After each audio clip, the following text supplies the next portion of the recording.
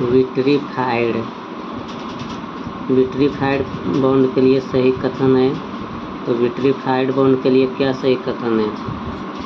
तो vitrified bond जो होता है गीली और सूखी ग्राइंडिंग के लिए उपयुक्त है। विट्रीफाइड बॉन्ड गीली और सूखी ग्राइंडिंग के लिए उपयुक्त है।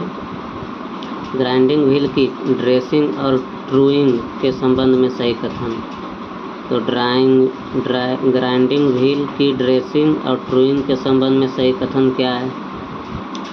तो एक ही साथ समान से की जाती है। ग्राइंडिंग व्हील की ड्रेसिंग और ट्रूइंग जो है एक ही साथ समान से की जाती है। निम्न में से किस कटिंग एज वाले फ्लैट चीजल का प्रयोग एल्यूमिनियम की चिपिंग के लिए किया जाता है? तो किस कटिंग एज वाले फ्लैट चीजल का प्रयोग एल्यूमिनियम की चिपिंग के लिए किया जाता है? तो 35 डिग्री वाला। रास्प कट फाइल द्वारा किस मटेरियल को काटा जा सकता है? तो रास्प कट फाइल द्वारा लकड़ी को काटा जा सकता है। किस पर फाइलिंग करने के लिए डबल कट फाइल का प्रयोग किया जाता है? तो किस पर फाइलिंग करने के लिए डबल कट फाइल का प्रयोग किया जाता है? तो हार्डबोर्ड पर। हार्डबोर्ड को काटने के लिए डबल कट फाइल का प्रयोग किया जाता है। फ्लैट चीजल की बॉडी डैश आकार की होती है। तो फ्लैट चीजल की बॉडी जो है षटभुज आकार की होती है। फ्लैट बास्टर्ड फाइल की दोनों साइडों पर निम्न में क्या होता है? तो फ्लैट बास्टर्ड फाइल की दोनों साइडों पर क्या होता है? तो डबल कट दांतें होती है। डबल कट दांतें। हेक्सा ब्लेड की लंबाई मापने के संबंध में सत कथन है। हेक्सा ब्लेड की लंबाई मापने के संबंध में क्या सत कथन है? तो एक पिन होल के सेंटर से दूसरे पिन के होल के सेंटर तक। एक पिन के होल के सेंटर से दूसरे पिन के होल के सेंटर तक। निम्न में से किस कारण से फाइल कार्ड प्रयोग किया जाता है? तो फाइल कार्ड किस कारण से प्रयोग किया जाता है? तो फाइल के दांतें साफ करने के लिए। फाइल के दांत जो होता है उसको साफ करने के लिए। ग्राइंडिंग व्हील बनाने के लिए किस मटेरियल का प्रयोग करते हैं? तो ग्राइंडिंग व्हील बनाने के लिए किस मटेरियल का प्रयोग करते हैं? तो सिलिकॉन कार्बाइड का। शीशे की ग्राइंडिंग के लिए किस एब्रेसिव का प्रयोग किया जाता है? तो शीशे की ग्राइंडिंग के लिए किसका प्रयोग किया जाता है? किस एब्रेसिव का? तो डायमंड का प्रयोग किया जाता है, डायमंड का। निम्न में से किस कारण से फ्लैट चीजल के कटिंग एज पर थोड़ी सी कन्वेक्सिटी बनाई जाती है? तो किस कारण से फ्लैट चीजल के कटिंग एज पर कन्वेक्सिटी बनाई जाती है? तो कटिंग एज के सिरों को धातु में धंसने से रोकने के लिए। कटिंग एज के सिरों को धातु में धंसने से रोकने के लिए। निम्न में से किस पर ट्विस्ट ड्रिल का पॉइंट एंगल निर्भर करता है? तो किस पर ट्विस्ट ड्रिल का पॉइंट एंगल निर्भर करता है? तो ड्रिल की जाने वाली धातु पर ट्विस्ट ड्रिल का पॉइंट एंगल निर्भर करता है।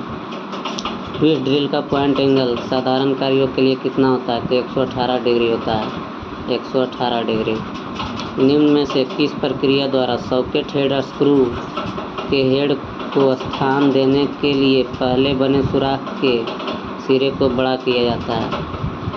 तो काउंटर बोरिंग। मतलब कर रहा है किस प्रक्रिया द्वारा सॉकेट हेड स्क्रू के हेड को स्थान देने के लिए पहले से जो बना सुराख होता है उसके सिरे को बड़ा किया जाता है।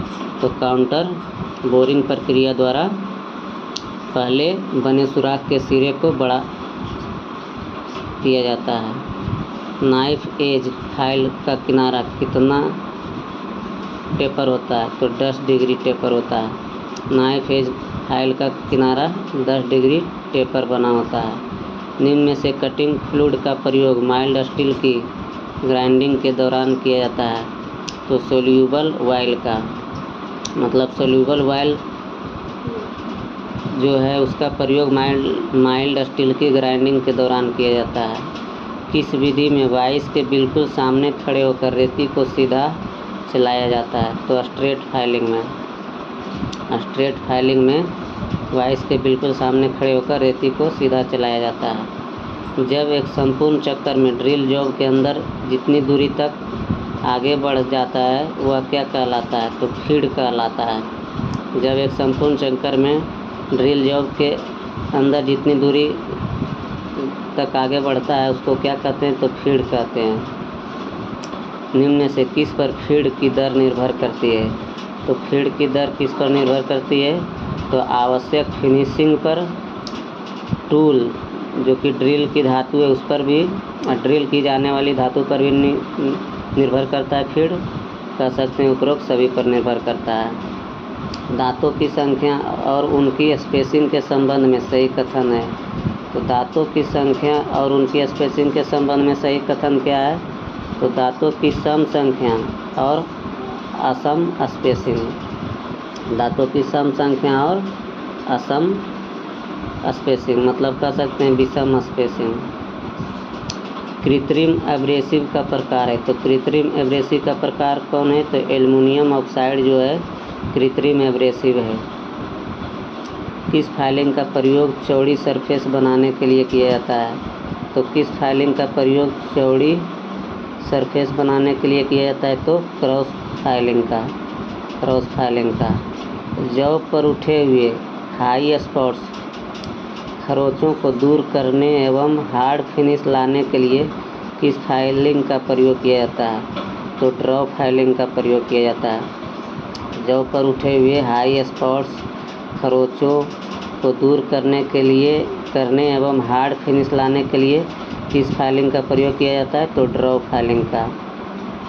किसका प्रयोग करके कार्बाइड मटेरियल की ग्राइंडिंग की जाती है? तो किसका प्रयोग करके कार्बाइड मटेरियल की ग्राइंडिंग की जाती है? तो आंसर होगा डायमंड व्हील का प्रयोग करके कार्बाइड मटेरियल की ग्राइंडिंग की जाती है। डायमंड व्हील का प्रयोग करके। निम्न में से किस धातु के लिए फाइन पिच वाले दांतों के हेक्सा ब्लेड अधिक प्रभावशाली होते हैं? मतलब किस धातु के लिए फाइन पिच वाले दांतों के हेक्सा ब्लेड अधिक प्रभावशाली होते हैं? तो पतले सेक्शन वाली धातुओं के लिए। पतले सेक्शन वाली धातुओं के लिए।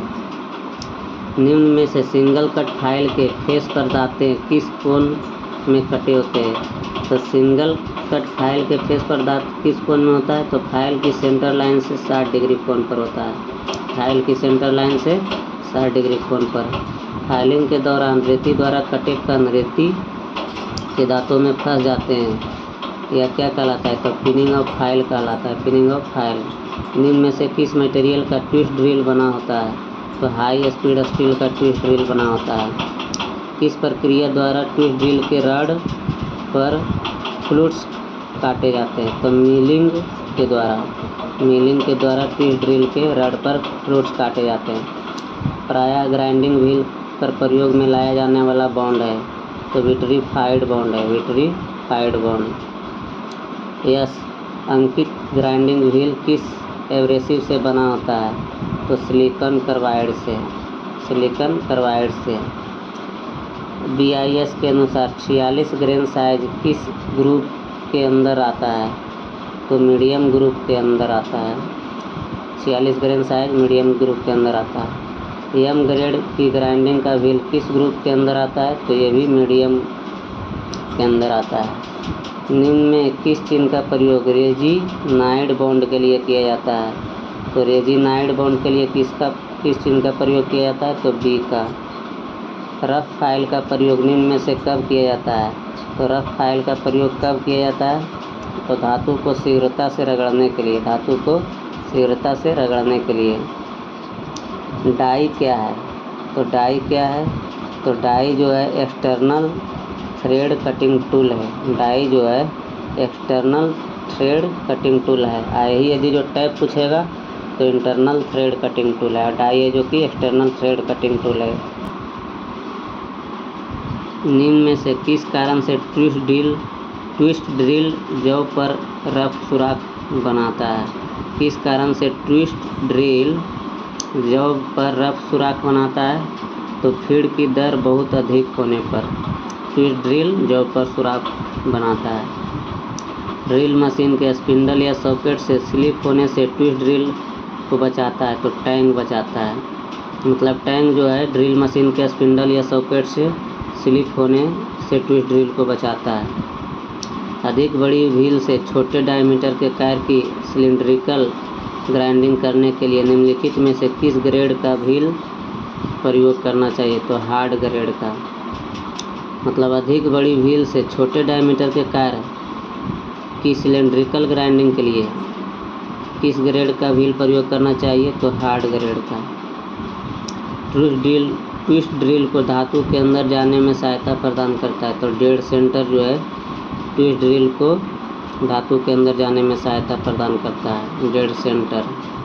फाइल में कटिंग एक्शन डैश होता है, तो बेली जो है फाइल में कटिंग एक्शन होता है। फाइल का एक्चुअल बॉडी कहाँ से शुरू होता है, तो हील से शुरू होता है। फाइल का एक्चुअल बॉडी हील से शुरू होता है।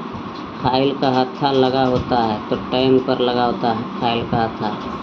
मिल फाइल में किस प्रकार का कट दिया जाता है, तो बास्टर्ड कट दिया जाता है मिल फाइल में। किस प्रकार के फाइलों का प्रयोग चाकू को तेज करने के लिए किया जाता है, तो मिल फाइल का प्रयोग किया जाता है चाकू को तेज करने के लिए। किस प्रकार के फाइल का प्रयोग चाबी बनाने के लिए किया जाता है, तो चाबी बनाने के लिए किस फाइल का प्रयोग किया जाता है, तो मिल फाइल का प्रयोग किया जाता है। वर्गाकार फाइल का प्रयोग किसकी फाइलिंग के लिए होता है, तो सपाट आकार के जॉब में वर्गाकार फाइलिंग का उपयोग होता है। सपाट आकार के जॉब में वर्गाकार फाइलिंग का प्रयोग होता है, वर्गाकार फाइल का प्रयोग होता है सपाट आकार के जॉब में।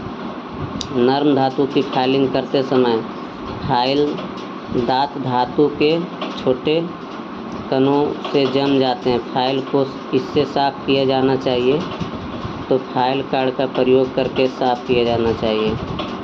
नर्म धातु की फाइलिंग करते समय फाइल जो है दांत धातु के छोटे कणों से जम जाते हैं, तो फाइल को किससे साफ किया जाना चाहिए, तो फाइल कार्ड का प्रयोग करके। नाइफ एज रेती के क्रॉस सेक्शन का कोण कितना होता है, तो 30 डिग्री होता है। नाइफ एज रेती के क्रॉस सेक्शन का कोण 30 डिग्री होता है। हैंड फाइल होती है, तो हैंड फाइल जो है चौड़ाई में समांतर और मोटाई में टेपर होती है। चौड़ाई में समांतर और मोटाई में टेपर होती है हैंड फाइल। फाइलों का वर्गीकरण कैसे किया जाता है, तो फाइलों का वर्गीकरण आकृति के अनुसार, लंबाई के अनुसार और कट ग्रेड के अनुसार किया जाता है। मतलब उपरोक्त सभी के अनुसार। फाइल का वर्गीकरण आकृति के अनुसार किया जाता है, लंबाई के अनुसार किया जाता है, कट ग्रेड के अनुसार किया जाता है।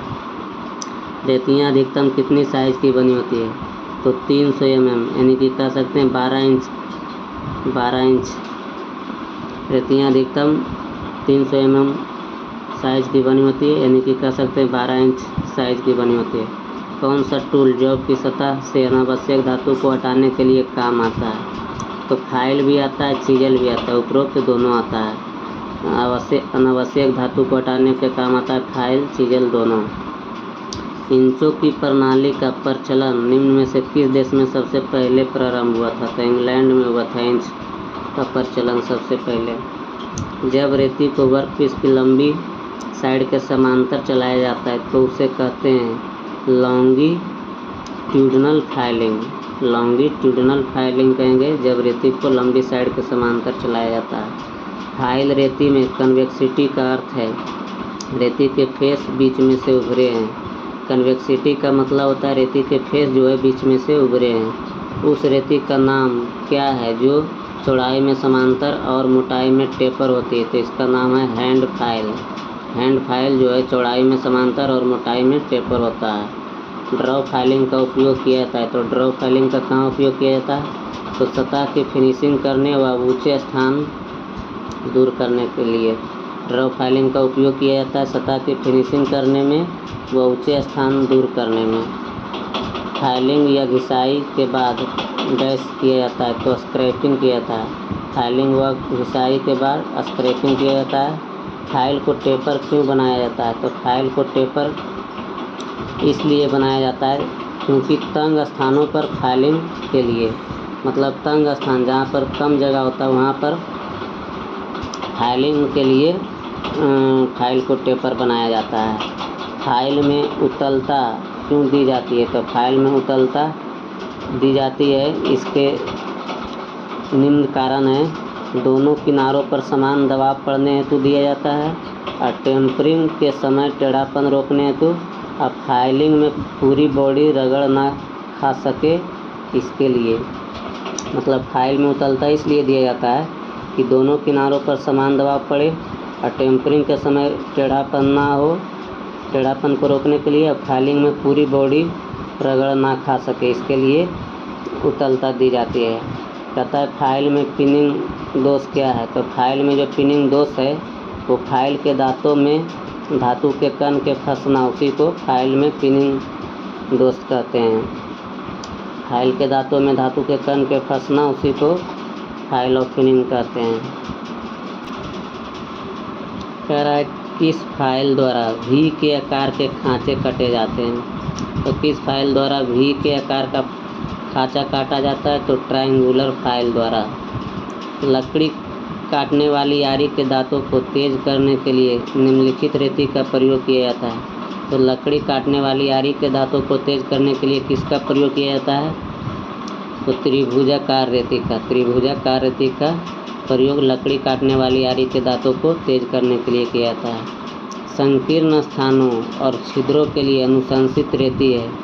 तो चाकूनुमा रेती जो होता है उसका उपयोग हम लोग संकीर्ण स्थानों या छिद्रों के लिए कर सकते हैं।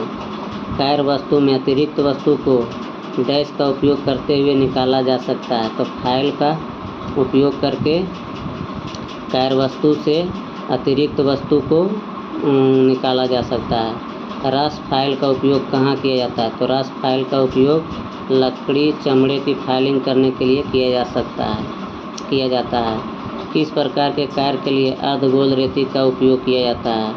तो अर्धगोल रेती का प्रयोग किया जाता है वक्रित पृष्ठीय कार्य के लिए। वक्रित पृष्ठीय कार्य के लिए अर्धगोल रेती का उपयोग किया जाता है। रेती जिसे चमड़े की घिसाई के लिए उपयुक्त, तो रास्प कट रेती जो है चमड़े की घिसाई के लिए उपयुक्त है। रेती के जिस भाग में हैंडल फिट होता है उसे कहते हैं तो टैंग कहते हैं। फेरुल एक मेटल रिंग है जो रेती में फिट होता है टैंग पर फिट होता है फेरुल, जो कि एक मेटल रिंग है। कर्व कट रेती का एक फेस चपटा होता है, इसका उपयोग किया जाता है। कर्व कट रेती का एक फेस जो है चपटा होता है, इसका उपयोग कहाँ किया जाता है? तो नर्म धातु जैसे कि एल्युमिनियम, टीन व तांबा को रेतने के लिए। पतली पाइप काटने के लिए प्रयोग किया जाता है। तो पतली पाइप काटने के लिए प्रयोग किया जाता है fine pitch blade. Fine pitch blade जो है इसका उपयोग किया जाता है पतली पाइप काटने के लिए।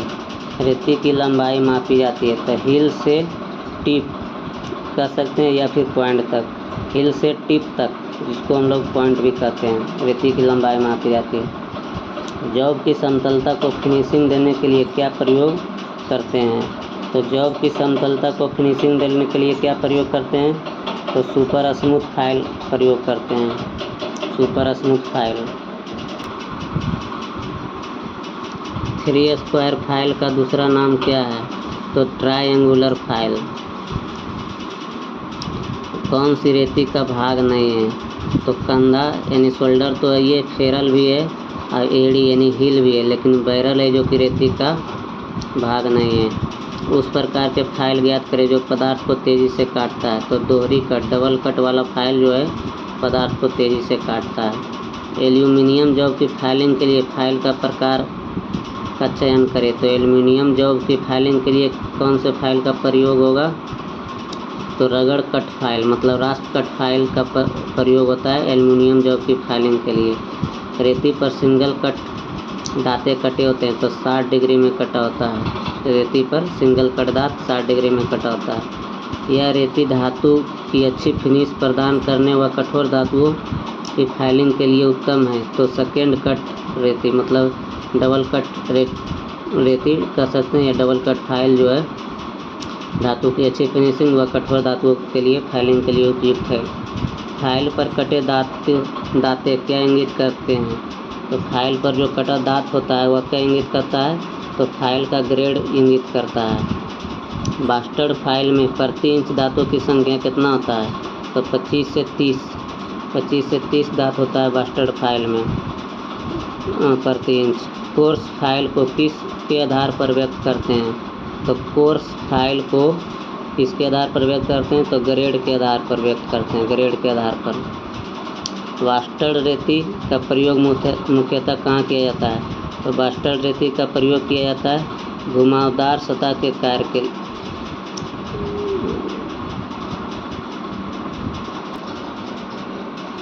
बास्टर्ड रेती का प्रयोग किया जाता है सामग्री की भारी कमी के लिए, सामग्री की भारी कमी के लिए बास्टर्ड रेती का प्रयोग किया जाता है।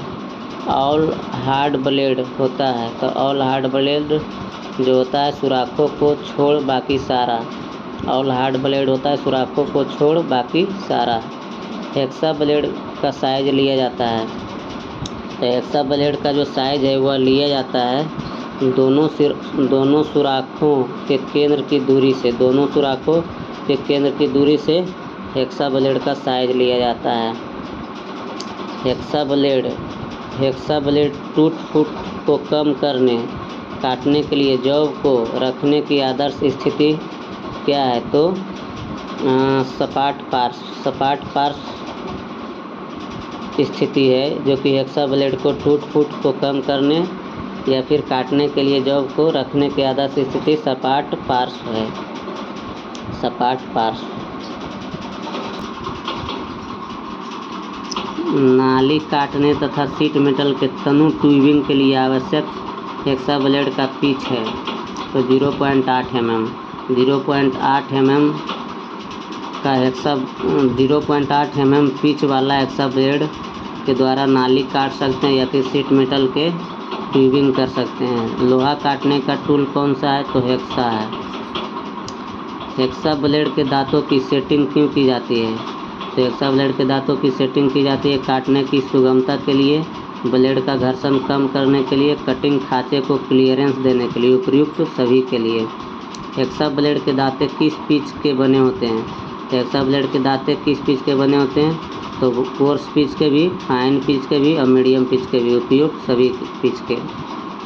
फाइन पिच की ब्लेड में प्रति mm कितने दांत होते हैं?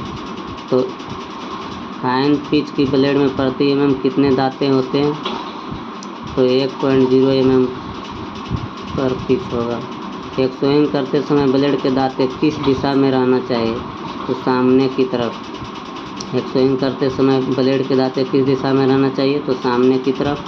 हेक्सोइंग में तिरछी काट के क्या कारण है? हेक्सोइंग में तिरछी काट के क्या कारण है? तो एक समान दबाव का ना होना और दूसरा ब्लेड का हेक्सा फ्रेम में ठीक ना बंधा होना। इसीलिए हेक्सोइंग में तिरछी काट लग रहा है, तो इसका क्या कारण है? तो एक समान दबाव नहीं लगने पर और ब्लेड का हेक्सा फ्रेम में ठीक से नहीं बंधे होने पर।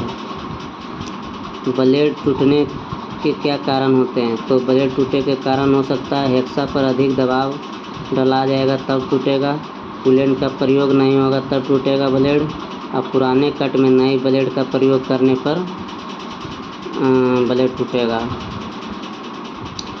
तथा पिसाई पहिए के कटाई कार्य में सुधार करने की प्रक्रिया कहलाती है, तो ड्रेसिंग कार्य कहलाती है। पिसाई पहिए के कटाई कार्य में सुधार करने की प्रक्रिया ड्रेसिंग कार्य कहलाती है। A50 M6 V18 निम्न की एक विशिष्टता है, तो घिसाई पहिए की विशेषता है। घिसाई पहिए की कठोरता निम्न द्वारा निर्दिष्ट की जाती है, तो घिसाई पहिए की कठोरता किसके द्वारा निर्दिष्ट की जाती है? तो वर्णमाला का अक्षर द्वारा। अब कहता है एक आदर्श चक्र A60 J6V के लिए स्तंभों का मिलान करें, तो इसका मिलान क्या होगा? तो कोटि जो है कोटि 60 में मिलेगा, 60 से कोटि मिल जाएगा। और तंतु आकार जो है वो जे से मिलेगा, जे हो जाएगा तंतु आकार। अब अपघर्षण प्रकार होगा ए, अपघर्षण प्रकार हो जाएगा ए। और संरचना की संख्या हो जाएगा 6। सिलिकॉन कार्बाइड चक्र डैश ग्राइंड करने हेतु सर्वोत्तम उपयुक्त है। तो सिलिकॉन कार्बाइड चक्र तांबा और एल्युमिनियम ग्राइंड करने हेतु उपयुक्त है। तांबा और एल्युमिनियम ऑक्साइड चक्र डैश ग्राइंड करने हेतु बेहतर उपयुक्त है। तो एल्युमिनियम ऑक्साइड चक्र जो है उच्च तनन बल इस्पात या फिर मतलब कह सकते हैं हाई टेंशन फोर्स स्टील या फिर कार्बन इस्पात के ग्राइंड करने हेतु बेहतर है एल्युमिनियम ऑक्साइड। टंगस्टन कार्बाइड की लैपिंग के लिए कौन सा एब्रेसिव का प्रयोग करते हैं? तो डायमंड का प्रयोग करते हैं टंगस्टन कार्बाइड की लैपिंग के लिए। बालू कस्म कुरंड मतलब कहो या फिर कोरंडम को एवं हीरा होता है तो क्या होता है? प्राकृतिक अपघर्षक होता है। उस टूल का नाम क्या है जिसमें छोटे छोटे कटिंग एज होते हैं? तो ग्राइंडर नाम है। ग्राइंडिंग व्हील किन कणों द्वारा बनाया जाता है? तो एब्रेसिव कण द्वारा बनाया जाता है ग्राइंडिंग व्हील। एब्रेसिव कणों की क्या विशेषता है? तो एब्रेसिव कण अत्यंत कठोर होते हैं, ड्रेसिंग में सुगमता होता है और कटिंग में आसान होता है। तो उपरोक्त सभी विशेषता है एब्रेसिव कणों का। कोरंडम किस प्रकार का एब्रेसिव है? तो प्राकृतिक है। कोरंडम जो है प्राकृतिक एब्रेसिव है। ग्राइंडिंग व्हील कोड का पहला प्रतीक है तो एब्रेसिव है। ग्राइंडिंग व्हील का पहला प्रतीक एब्रेसिव है। ग्राइंडिंग व्हील की संरचना को समानता कहाँ कहा जाता है? तो क्या कहा जाता है? ग्राइंडिंग व्हील की संरचना को क्या कहा जाता है? तो संघन और खुला कहा जाता है। एब्रेसिव कणों को ग्राइंडिंग व्हील में किसकी सहायता से ढाला जाता है? तो बाउंड द्वारा एब्रेसिव कणों को ग्राइंडिंग व्हील में ढाला जाता है। बाउंड कितने प्रकार के होते हैं? तो भी प्रकार के, बी प्रकार के, ई प्रकार के। बाउंड जो है भी, बी, ई प्रकार के होते हैं। मतलब ये जो ऑप्शन में दिया है सभी प्रकार के।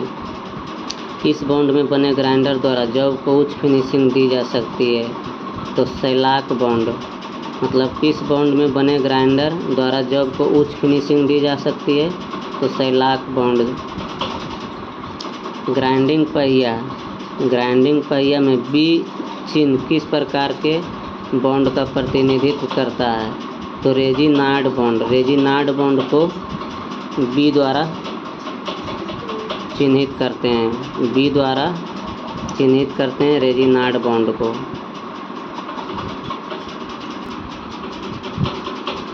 प्रत्यास्थ ग्राइंडिंग चक्र बनाने हेतु प्रयुक्त बॉन्ड होता है तो सलाइक होता है। प्रत्यास्थ ग्राइंडिंग चक्र बनाने हेतु प्रयुक्त बॉन्ड होता है सलाइक। हाल में प्रयुक्त एब्रेसिव कणों को बॉन्ड द्वारा पकड़े रहने की शक्ति को क्या कहते हैं? तो ग्रेड कहते हैं। व्हील में प्रयुक्त एब्रेसिव कणों को बाउंड द्वारा पकड़े रहने की शक्ति को क्या कहते हैं? तो ग्रेड कहते हैं। व्हील से ग्लेजिंग, लोडिंग या गड्ढे पड़ जाने पर उसे किस टूल द्वारा ठीक किया जाता है? तो ड्रेसिंग टूल द्वारा। सिलिकॉन कार्बाइड की क्या विशेषता है? तो सख्त एवं भंगुर होता है सिलिकॉन कार्बाइड। एल्युमिनियम ऑक्साइड द्वारा बने व्हील में किन धातुओं को ग्राइंड कर सकते हैं? तो एल्युमिनियम ऑक्साइड द्वारा बने व्हील में किन धातुओं को ग्राइंड कर सकते हैं? तो हाई स्पीड स्टील को, कार्बन स्टील को और माइल्ड स्टील को। उपरोक्त सभी को एल्युमिनियम ऑक्साइड द्वारा ग्राइंड कर सकते हैं।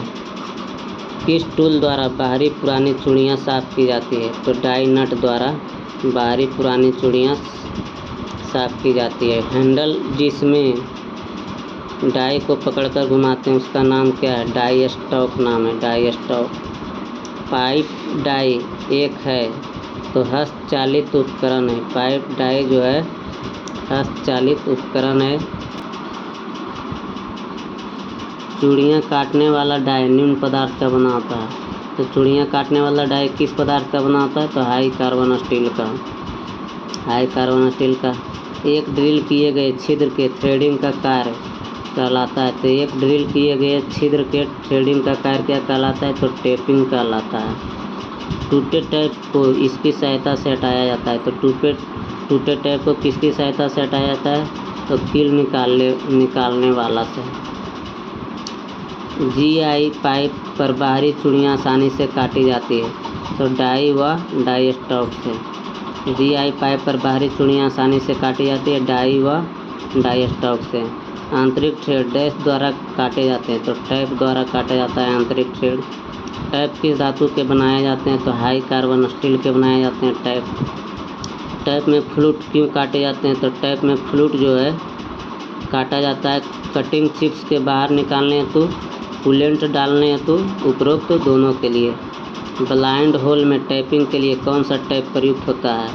तो प्लग टैप प्रयुक्त होता है ब्लाइंड होल में टैप के लिए। ब्लाइंड होल में टैपिंग के लिए कौन सा टैप प्रयुक्त होता है? तो प्लग टैप।